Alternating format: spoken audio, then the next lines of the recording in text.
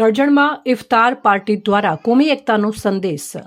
કરજણ શહેરના સૈયદનગર વિસ્તારમાં કરજણ નગરપાલિકાના કોર્પોરેટર મોહમ્મદભાઈ સિંધી દ્વારા ઇફતાર પાર્ટીનું આયોજન કરવામાં આવ્યું। કોમી એકતા અને ભાઈચારાની અનોખી મિસાલ કાયમ કરવામાં આવી હતી। ઇસ્લામના પવિત્ર રમઝાન મહિનાના 27મા રોજા નિમિત્તે કરજણના જૂના બજાર સ્થિત સૈયદનગર વિસ્તારમાં આ ઇફતાર પાર્ટીનું આયોજન કરવામાં આવ્યું હતું।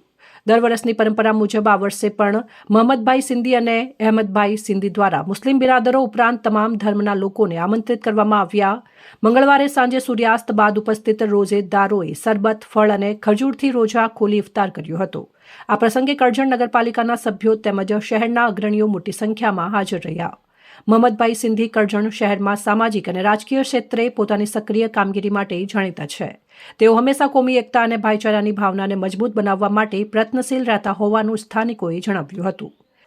આજે રમઝાન મહિનાનો પવિત્ર દિવસ હોય 27મો રોજો જેને કહેવામાં આવે છે અને 27મો રોજો દર વર્ષની જેમ આજે પણ આ વિસ્તારના કોર્પોરેટર તરીકે હું દર વર્ષે જે રોજો ખોલાવું છું એ રીતના પ્રણાલિકા મુજબ આ વર્ષે પણ મેં રોજો ખોલાવ્યો છે અને અહીંના બધા અમારા પેશ ઇમામ, મસ્જિદ મદરસાનાઓ તેમજ સૈયદ સાહેબ બધાએ રોજો ખોલવા નિમિત્તે આ દેશના માટે કોમી એકતા અને ભાઈચારો સચવાઈ રહે અને આ ભારત સર્વોચ્ચ દેશ, સર્વોચ્ચ વર્લ્ડની અંદર સર્વોચ્ચ બને એવી દુઆઓ કરવામાં આવી।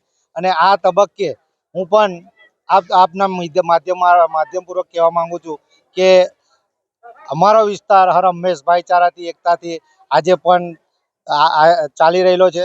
હરેક તહેવારો અમે સૌ સાથે મળીને ઉજવીએ છીએ। આજે જે રોજો ખોલાવ્યો તેમાં પણ હિન્દુ મુસ્લિમ હતા, અમારા કોર્પોરેટરો પણ હાજર હતા, તેમજ આ વિસ્તારના હિન્દુ આગેવાનો પણ સાથે હતા અને મુસ્લિમ આગેવાનો પણ સાથે હતા અને સૌએ કોમી લાગણીથી, કોમી ભાઈચારાથી આજે સરસ રીતને આ રોજો ખોલી અને એક સારો સંદેશો આ ગુજરાત માટે, આ વિસ્તાર માટે, આ દેશ માટે આપેલો છે અને હંમેશા આવો ભાઈચારો જળવાઈ રહે એવી અમે અલ્લાહ તાલા પાસે દુઆ માંગીએ છીએ।